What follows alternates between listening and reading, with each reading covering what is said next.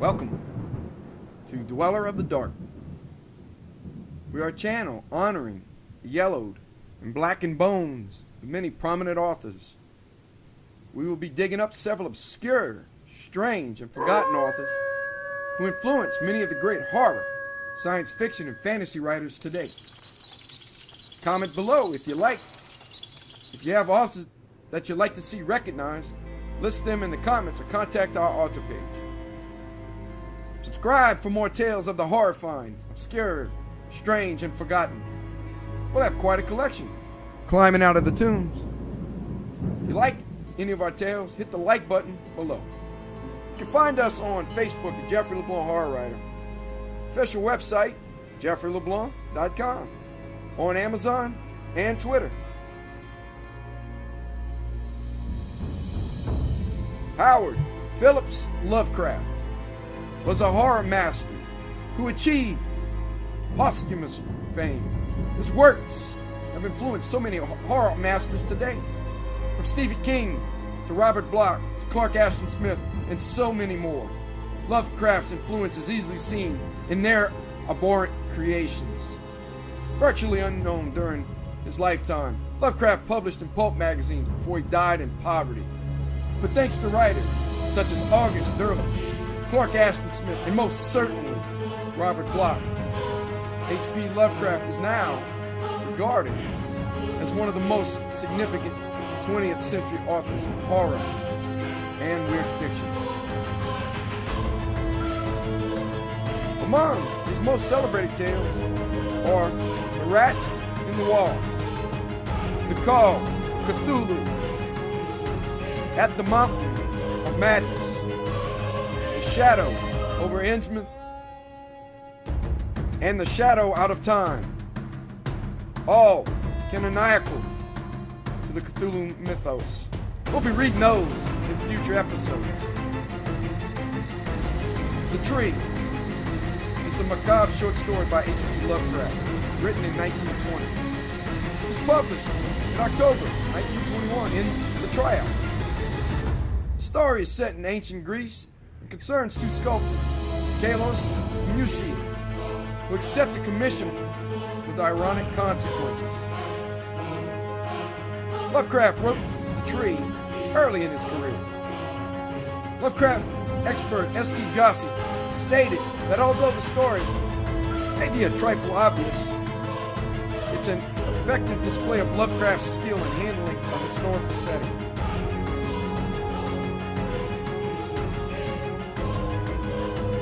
What is the mystery of the tree? Will fate find a way to answer the mystery? The Tree by H.P. Lovecraft. Quote, Fara, viam, inviant. On a verdant slope of Mount Menelaus in Arcadia, there stands an olive grove about the ruins of a villa. Close by is a tomb, once beautiful, with the sublimest sculptures, but now fallen into as great decay as the house.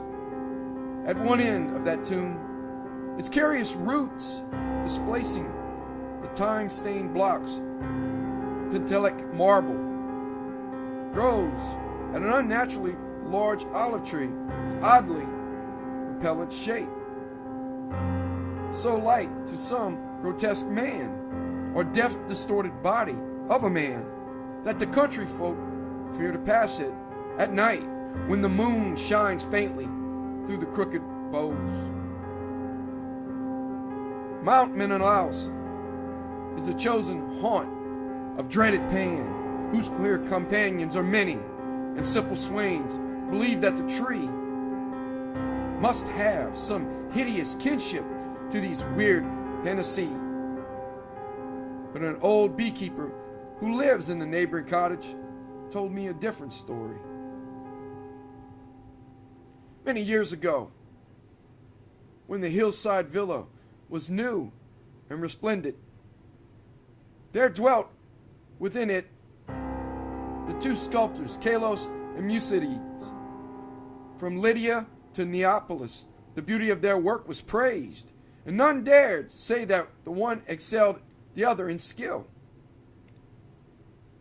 The Hermes of Kalos stood in a marble shrine in Corinth, and the palace of Musides surmounted a pillar in Athens near the Parthenon.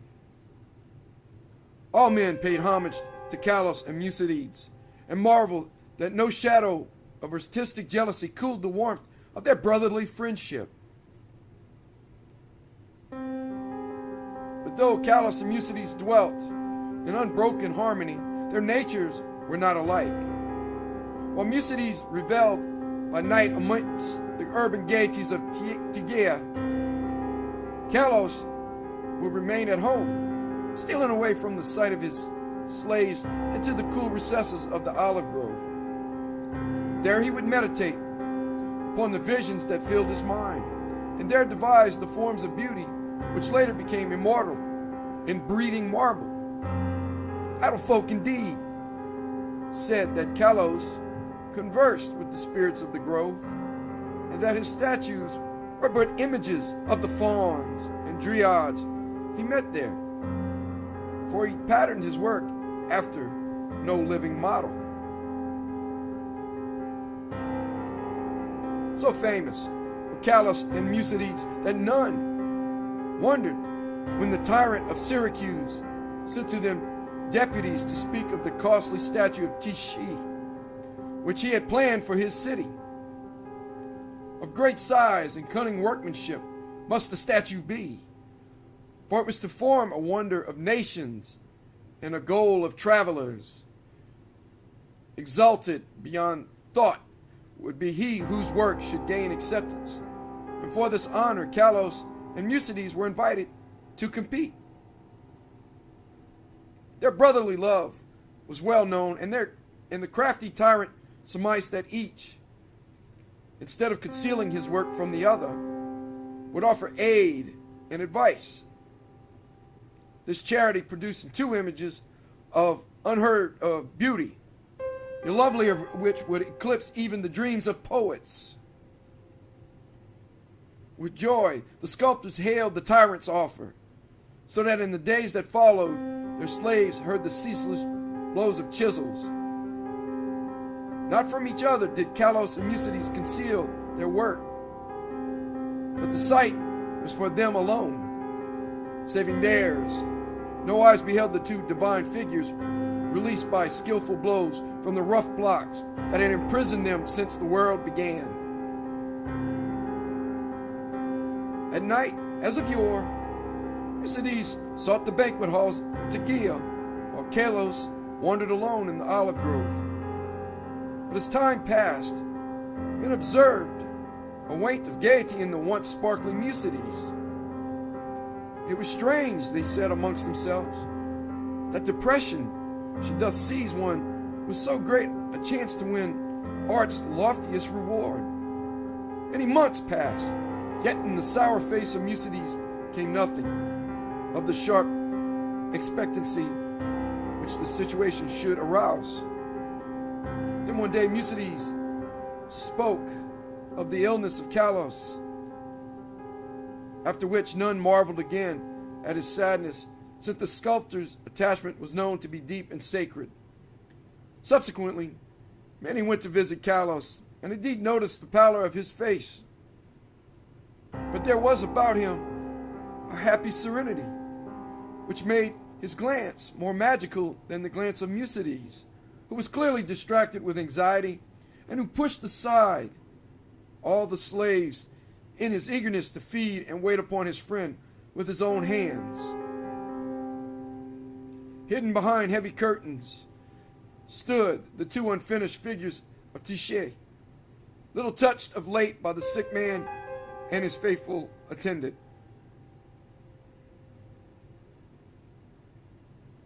As Kalos grew inexplicably weaker and weaker, despite the ministrations of puzzled physicians and of his assiduous friend, he desired to be carried often to the grove, which he so loved. There he would ask to be left alone, as if wishing to speak with unseen things. Eucides ever granted his request, though his eyes filled with visible tears at the thought that Kalos should care more for the fauns and the dryads than for him. At last the end drew near, and Kalos discoursed of things beyond this life. Eucides, weeping, promised him a sepulture more lovely than the tomb of Mausolus. But Kalos bade him speak no more of mortal glories. Only one wish now haunted the mind of the dying man. The twigs from certain olive trees in the grove he buried by his resting place, close to his head. And one night, sitting alone in the darkness of the olive grove, Kalos died.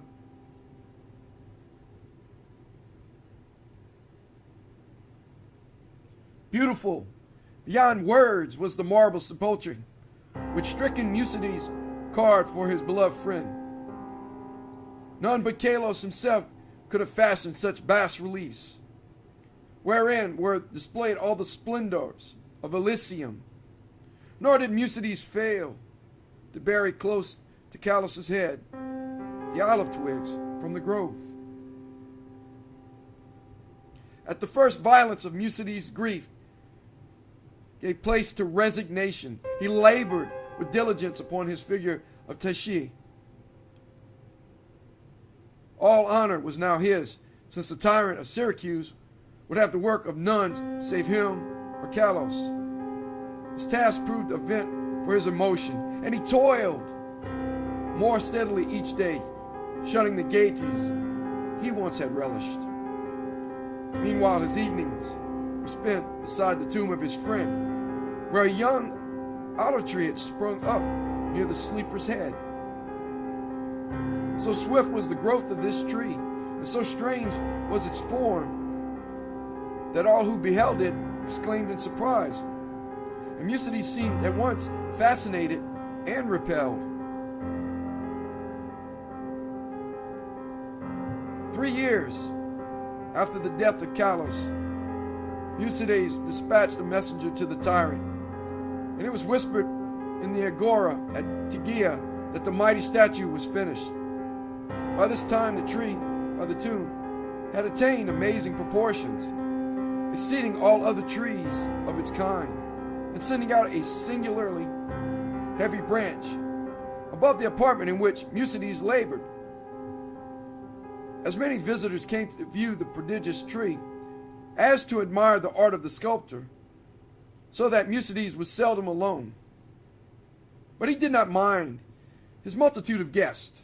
Indeed, he seemed to dread being alone now that his absorbing work was done. The bleak mountain wind sighing through the olive grove and the tomb tree had an uncanny way of forming vaguely articulate sounds.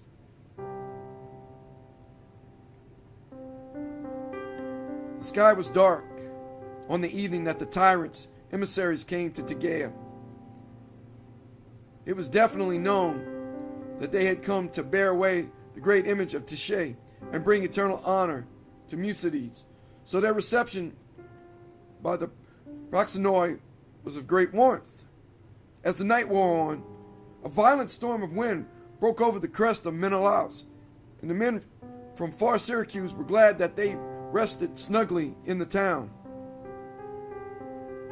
They talked of their illustrious tyrant and of the splendor of his capital, and exulted in the glory of the statue which Eucides had wrought for him. And then the men of Tegea spoke of the goodness of Eucides and of his heavy grief for his friend, and how not even the coming laurels of art could console him in the absence of Kalos, who might have worn those laurels instead. Of the tree which grew by the tomb near the head of Kalos, they also spoke. The wind shrieked more horribly, and both the Syracusans and the Arcadians prayed to Iolaus. In the sunshine of the morning, the proxenoi led the tyrant's messengers up the slope to the abode of the sculptor. But the night wind had done strange things. Slaves' cries ascended from a scene of desolation, and no more amidst the olive grove rose the gleaming colonnades of that vast hall wherein Musides had dreamed and toiled. Lone and shaken mourned the humble courts and the lower walls, for upon the sumptuous greater peristyle had fallen squarely the heavy overhanging bough of the strange new tree, reducing the stately poem in marble with odd completeness to a mound of unsightly ruins. Strangers and Tagaians stood aghast, looking from the wreckage to the great sinister tree, whose aspect was so weirdly human and whose roots reached so quickly into the sculptured subculture of Kalos. And their fear and dismay increased when they searched the fallen apartment. For of the gentle Musides and of the marvelously fashioned image of Teshe, no trace could be discovered. Amidst such stupendous ruin, only chaos dwelt, and the representatives of the two cities left disappointed. Syracusans, that they had no statue to bear home. Tagaians, that they had no artist to crown. However, the Syracusans obtained, after a while, a very splendid statue in Athens, and the Tagaians consoled themselves by erecting in the Agora a marble temple commemorating the gifts, virtues, and brotherly piety of Musides.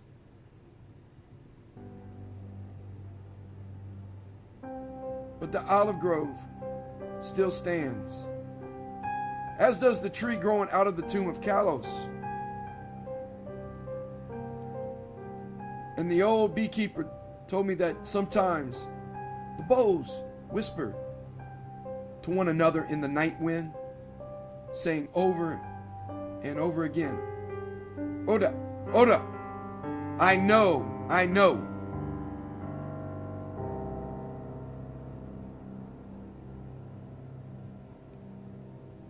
Thank you for listening. Have a good night.